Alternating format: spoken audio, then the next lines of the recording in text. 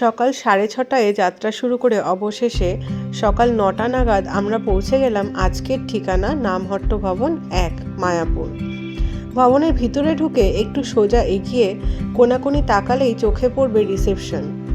সেখানে সরাসরি এসেও রুম বুক করা যায়, তবে বেশি ভিড় থাকলে রুম নাও পাওয়া যেতে পারে, তাই আগে থেকেই ফোন করে বুক করে আসাটাই সবচেয়ে সেফ অপশন।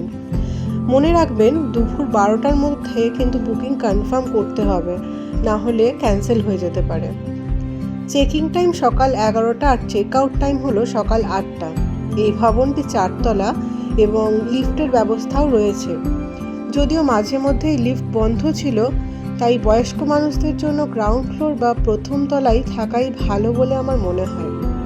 প্রতিটি ফ্লোরে রয়েছে কমন বাথরুম, পানীয় জল ও গরম জলের সুবিধা। এই সময় অ্যাটাচ বাথরুম ছাড়া রুম পাওয়া যাচ্ছিল 500 টাকায়, আবার শুধুমাত্র রুমও ছিল, তবে সেক্ষেত্রে কমন বাথরুম ব্যবহার করতে হবে। এই যে রুমটা দেখছেন, এটি আমাদের পরবর্তী 3 দিনের থাকার ঠিকানা।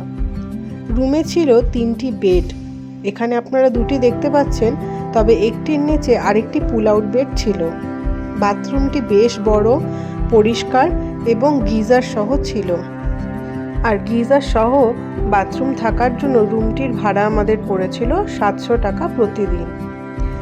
এখানে বাইরে থেকে খাবার আনার কোনো অনুভূতি নেই, আর সব মিলিয়ে বলতে গেলে ভবনটি খুবই পরিষ্কার পরিচ্ছন্ন এবং এখানে থাকার অভিজ্ঞতাও বেশ ভালো।